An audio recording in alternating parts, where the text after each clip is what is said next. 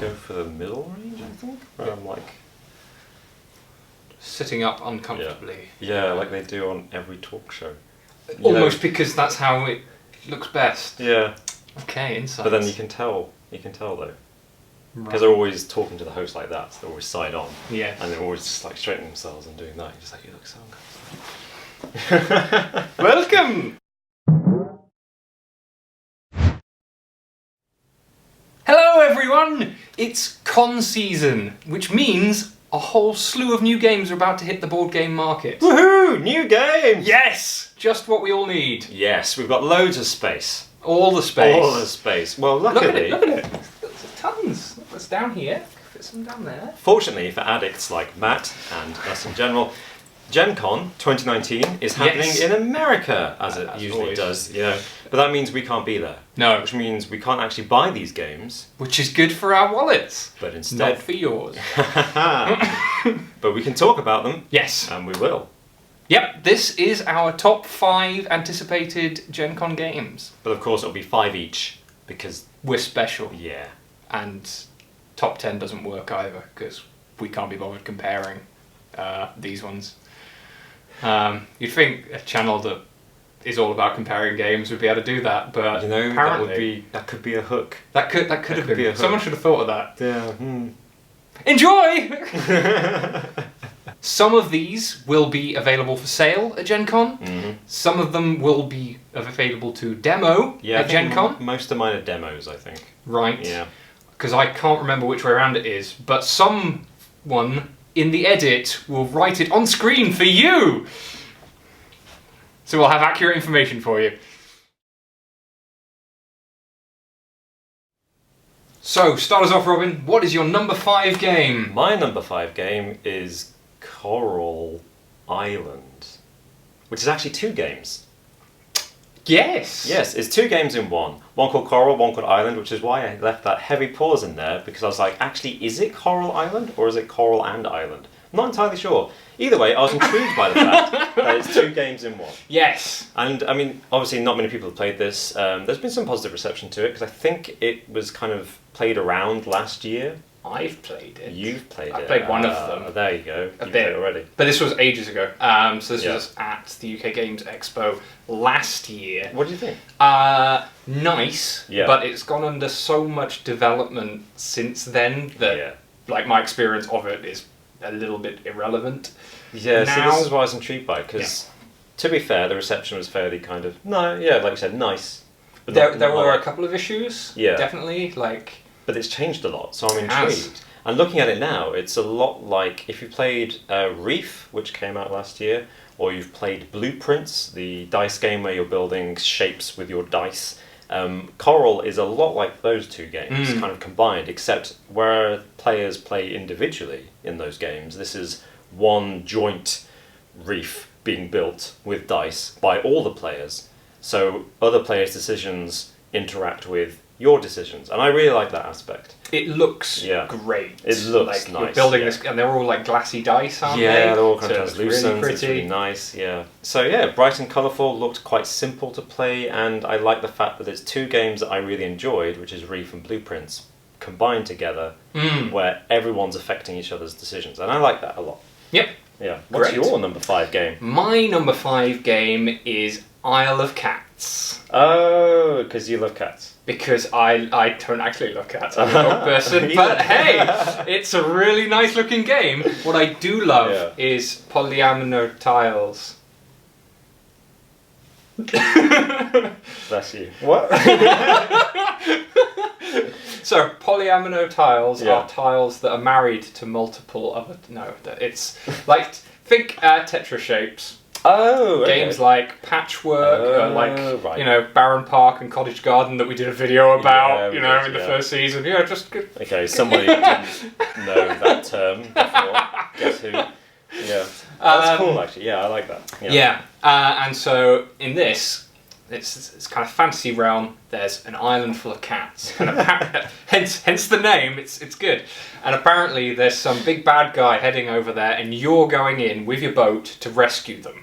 All right. I like. And so you've got a boat player board. Yeah. And each time, and which you're filling with these Tetris-y-like tiles, Okay. which are cats. So That's the so cats bent good. and laying around That's in odd shapes so and things good. like that. I always liked, Patchwork and Baron Park and those kind Those of are games. excellent games. But all of those are kind of on the lighter side, and this one is that much more involved, Right.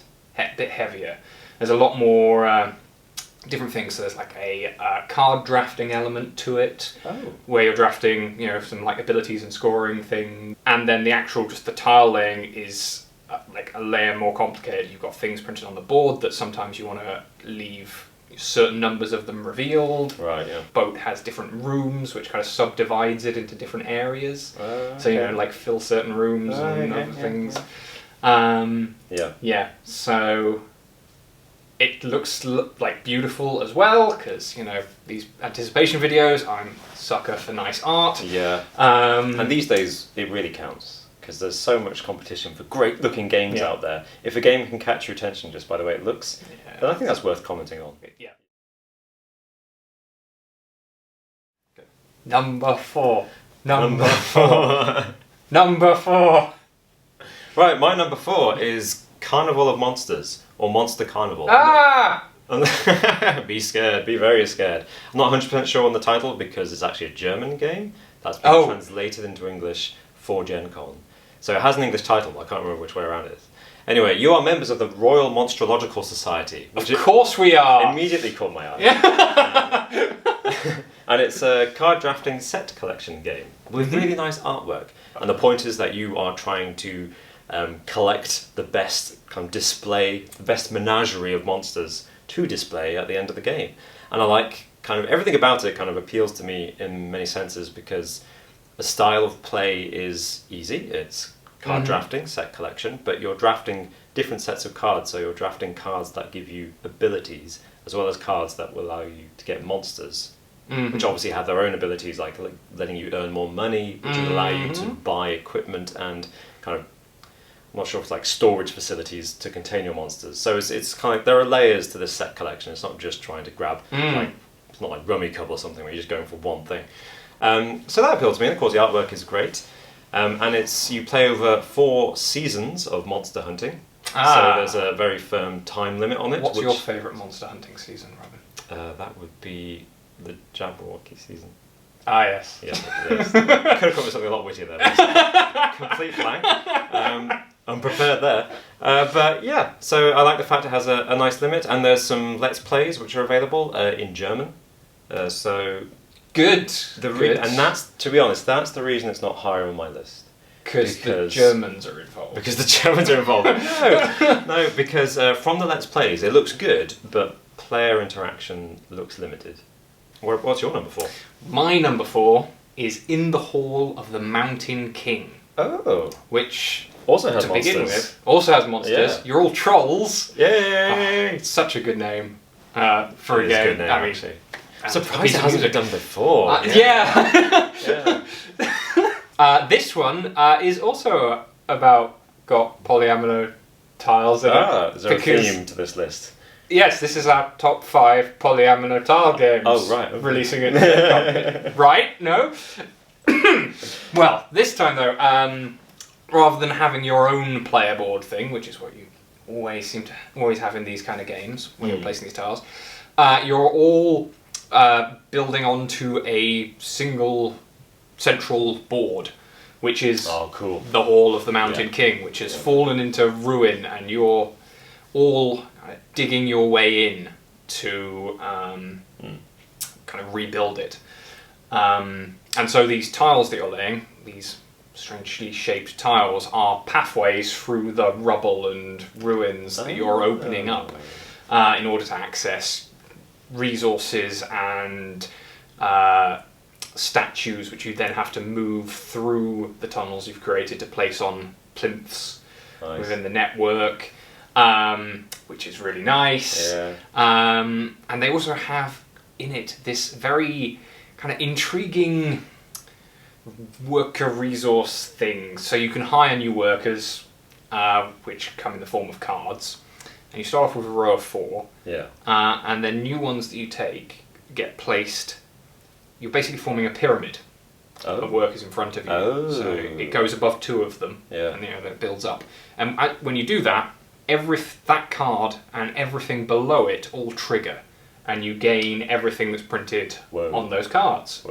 Yeah, so you can imagine at the end, it's a whole mountain of stuff comes your way. I saw the mountain and it's nice. Nice on many levels. So yeah, it's a seems like a more meteor game, kind of Euro style game. But I mean, you're all building onto the same board, so hopefully there's some nice interaction there.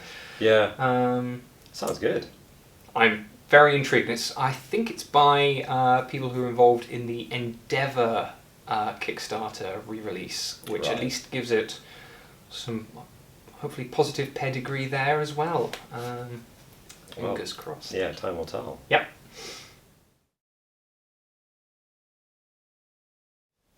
Three! That's the magic number. That's what we're on. Yes. So my number 3 game is Refuge Terror from the Deep, which is actually a re-implementation or a kind of standalone sequel to, I guess, Refuge Race for Survival, which came out in 2016, I think, which was a zombie game, and you were racing other players to get away from zombies. Is this a zombie game? This is not a zombie game. Thank God, it's already better. Yeah. Actually, that's the thing. Like, when I saw it was a sequel to that game, I was like, oh, that's a surprising kind of change. Connection. But yeah, an improvement, I think, hopefully.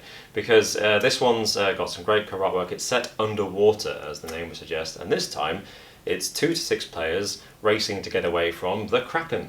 Yes. But so a lot like... It's been released. It's been released. The Kraken's being released this Gen Con. Hooray! So what's interesting about this, of course, is that you've got the board, it's tiles, well, sorry, not tiles, spaces that the players move on with their little figurines, their miniatures, and I do like miniatures. As you get onto certain spaces, they will unlock certain things. So as you go, you'll either land on a Kraken space, or you'll land on something that gives you... Or you'll land on something that will give you something, because at the same time as moving your characters, which is one action that you can do each turn, you also have a hand of cards. Salvage cards. Right. A deck of salvage cards. And you either move your character, draw a salvage card from the deck, or play a salvage card, which means you can impede your opponents, or give yourself nice combos, and like race ahead of your opponents and try to dodge the bad tiles that you're landing on. But what really intrigues me about this is that whilst it has this, frankly, I think a slightly more interesting re-implementation of Race for Survival, it's also got, unlike Race for Survival, a cooperative mode of 1 to 4 players trying to defeat the Kraken.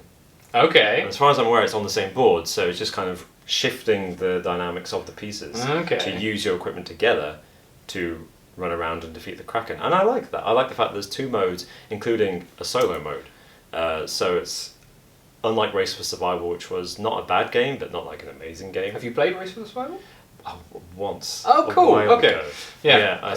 I was drunk at the time. Completely passed me by. But it was, I think it was at the Board Game Cafe.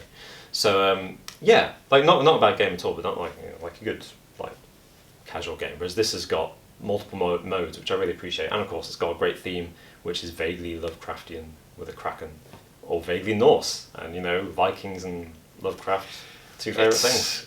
Yeah. Besides you, what's your number 3? Well, if you like lots of modes, you will like Sierra West. It has 4 modes. Oh, what? So, before we get onto those though, Sierra West is it's a Euro game. Yep. You are, settlers in the Old West. There's another mountain. Oh. And another pyramid of cards, which is my connection to the previous game. Is there like some dovetailing link between each game? First it was the polymorphic tiles, whatever it is, polyamino, and now it's the mountain. Yes. I sadly it doesn't continue. But now, what caught my attention here is kind of lovely component usage. So what you're going to have is a little deck of cards. Yeah. So there's a deck building element in this, but that's only a part of the game. You'll draw, 3 or something, at least 3, and you these all have symbols printed on the kind of bottom of the cards, And these cards, you choose how you're going to arrange them, and you slot them into the top of your player board, which has been cut, especially so that it covers up different sections of the cards. Yeah. So depending on which bit you're slotting it into, it reveals different actions, things you get. And then you've got a couple of meeples that are going to walk along the track that is running across these cards and trigger the things in the spaces. Which is a really interesting way, or different way, certainly, of creating action selection. That is quite interesting. Yeah. Yeah. And so then you've got building little houses, and there's a big mountain of cards. This is kind of like the Sierra Nevada mountain range, and you will have constructed during the setup a kind of how you get those pyramid draft like games, like Seven Wonders Duel has it, where you kind of overlay a bunch of cards into a pyramid, and so you can take cards from different areas to reveal them and things like that. So you've got a couple of guys climbing over the mountain and getting access to cards, which some of those will go into your decks, and some of them will go into different areas. And the modules that I mentioned... there are 4 different modules. So this mountain will be made up of some kind of core cards and some module-specific cards, which introduce their own kind of set of mechanics into the game. So it's like an extra layer of scoring as part of the game. So you'll have a kind of stuff that you're always doing, and some stuff that's completely different depending on which module you're playing with. That's nice, because that rewards repeat play. Well, yeah, I mean, it gives you kind of 4 different games out of the box. It feels like they've put the expansion in the box for you already, right? Yeah. Because it's as though one of these would have been the game on its own, just as published, and rather than then releasing these 3 extra modules down the line, they've just put them in the box ready to go. Wow! Which is really cool. So this publisher, this is Board and Dice. They did Inuit just recently, which in exactly the same way included a couple of expansion modules in the box. So, which is something I really appreciate from this publisher. I really liked Inuit, so really I've got big hopes for Sierra West. Let's hope their business model works. Well, yeah, indeed, that's true. Hey, jump on it while it's going, I guess.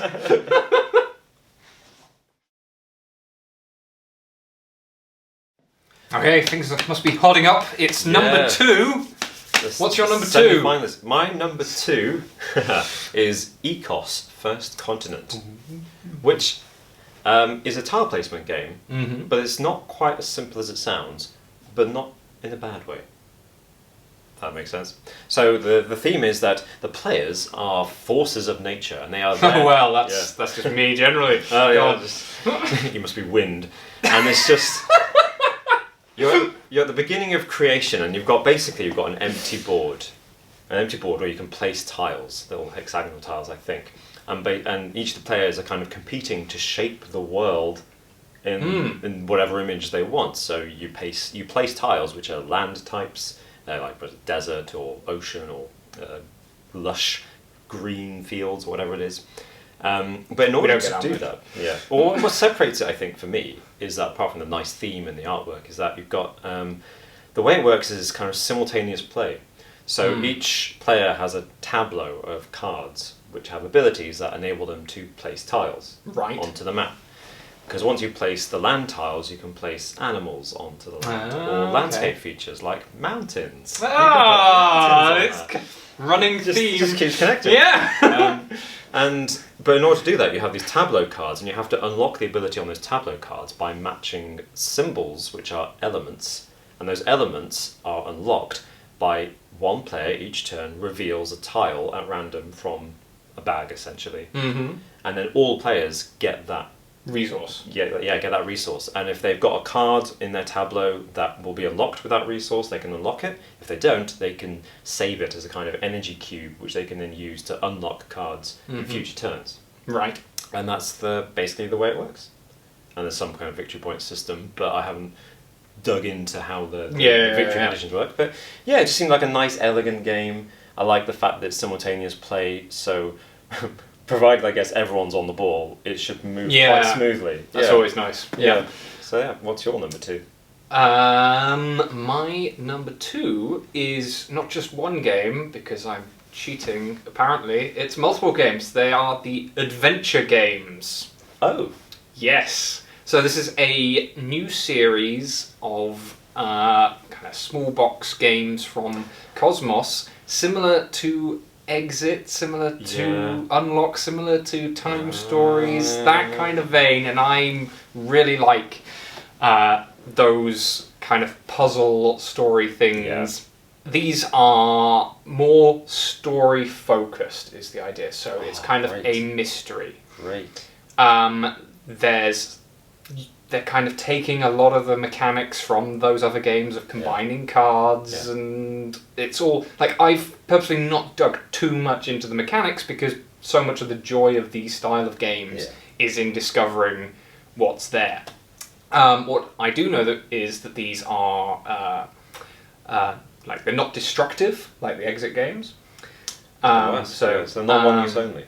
They're not one use only. Nice. They are multi-part, so each box gives you kind of like 2 or 3 kind of chapters in it. Yeah. And it's kind of more about exploring and discovering and putting together the overall story of what's going on. Oh man. Yeah. That sounds good. Yeah. Yeah. There's none of that kind of time-based stuff. So it's not like, oh no, you have to reset, you failed, or anything like that. So I'm really hopeful. Like, I keep looking for like the perfect one. I mean, Exit, I really like. Yeah. Really, really like for just pure puzzles. Yeah. But you want the story. But I want the story. I want one of these that can do a good story as well. And like, I've always felt like Time Stories fell short. I was going to say, all the games you listed at the beginning, I was like, those are all good games, but they're lacking that narrative investment. Yes. Yeah. So I'm aware that this one could also fall short, but we'll see. Like, it's this is the point of anticipation. I am excited. I am hopeful. I am hoping I won't get burnt again. But someone's got to get it right eventually. Someone's got to get it right eventually, and we've got 2 really good designers on this. Matthew Dunstan did Raids and Elysium and a whole ton of stuff, and Philip Walker Harding, Baron Park and Imhotep. And like, these are 2 very established designers, although they're 2 very Euro-focused designers. Well, people I associate more with that rather than story. So I'm curious, you know, like. They're both going into uncharted territory. Feels that way. Yes. Little adventure of their own. Okay, here we are, number 1, the grand winners, the most anticipated and therefore probably the most disappointing games we'll play. Yes!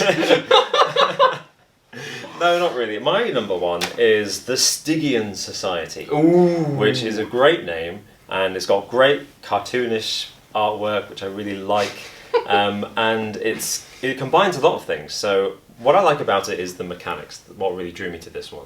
Have you played Shogun? Yes. Yes, and you know, the Cube Tower. Exactly, the Cube Tower is the most identifiable thing about that. But imagine the Cube Tower, but the entire game is built around that tower. And I mean that physically built around the tower. Oh, wow. So the board is the tower. Okay. And you have your heroes. It's a fantasy dungeon crawl game. And right. You're cooperatively playing with your heroes, and you're physically getting your miniatures up the tower. Right. And on each floor, you have a new set of enemies, which are printed on cards to the side. So you're obviously randomly allocated, so you just kind of you know, put them out, and each enemy has a set number of wounds. Okay. And the way you do it, you play together, obviously, but you have heroes, and each hero has unique powers. So you've got variable player powers, and I think there are more heroes provided in the game than there's players it's designed for. Yeah. So it's not always the same set of options. 4 people, which is great. But the way you do it is you choose which hero you're going to activate, what they're going to do, and you pick a cube from a big pile of cubes representing that hero's colour, and then you put it in the tower. Okay. And then you choose which enemy you're going to attack, and you put their cube in the tower. Right. And then but cubes don't all come out at the same time. They all get trapped in the Yeah, tower. yeah. So you don't actually know which hero's cube is going to come out of the tower after the first turn, and which enemy is going to come out of the tower. Right. And enemies activate first. So basically, what you're doing is it's a kind. I guess there's a kind of press your luck element to it, which is we know there are this many enemy cubes in there of this color, and we know that this hero's cube's in there. So whatever I do, if I can get my fellow hero's cube out, then they'll activate, and then they'll be able to use their power to help me. Right. Kind of way. Okay. So, so there's a memory element. You have to remember what's in the tower. Yeah. And I like the fact that it's kind of random elements, but it's not dice rolling. Because dice rolling is universal. It's timeless. It works. Obviously, humanity invented dice, and they're still popular. But it's always nice to figure out a way around that. And to do something different, right? Yeah, something different. So that's my most anticipated game because it's different and it looks fun and it looks quite simple to grasp, not too complicated. Yeah. But I'm not entirely sure how all the different heroes' powers interact with each other. I really hope it looks like it does in my head right now. Because I've not looked into this, and you have painted me a picture. Epic fortress. That Yes. You have to climb up. So tall. No, it's like that tall and it's just thin coloured. No, it's not that bad. Okay. It's better than that. So yeah, what's your number one? My number one game, it's gonna be a divisive game. I already know. Some people, you're either gonna love it or you're gonna hate it type of game. No. This is QE. Which is What does catchy. that stand for? Yeah. But it stands for quantitative easing. Oh, Aren't you excited? well, Economics, baby! I always say it's been too long since we had a good recession. Indeed. The finest of times. Just nostalgia sets Yes. in, and you just want to. Why is it called quantitative? Because so this is an auction game, which is already somewhat divisive because I know some people really don't like auction games. Oh right, I see. Those Yeah. poor people. I love auction games, and this is an auction game where you are central banks, meaning you can print as much money as you like. So you are all there as the central banks, bailing out collapsing businesses that were too big to fail, and you are free to print whatever money you like. So for each auction, each company that comes up, you're all going to write down a number in secret for what you're going to pay for it, which could be anything from $1 up to the largest number you can possibly fit on your card. However, whoever's printed the most money at the end of the game is going to lose. Oh, Right? I was wondering what would. That's the keep people in catch. check. Yeah. So I just love it. It's so ridiculous. I'm it makes me kind of laugh to myself just thinking about what people are going to write and how that's going to play out.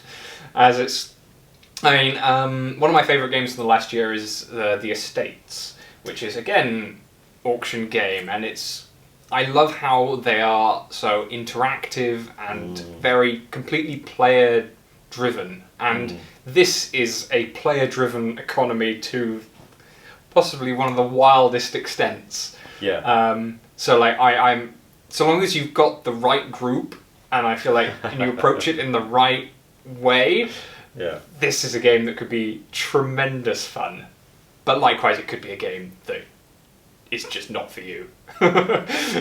And that's a good thing, really. I think there needs to be more games that are trying to do something really well, like not trying to be all things to all people, but committed to being the best they can be at that thing. Do something completely stupid, because for those people who really like that thing, they will love this game. That game.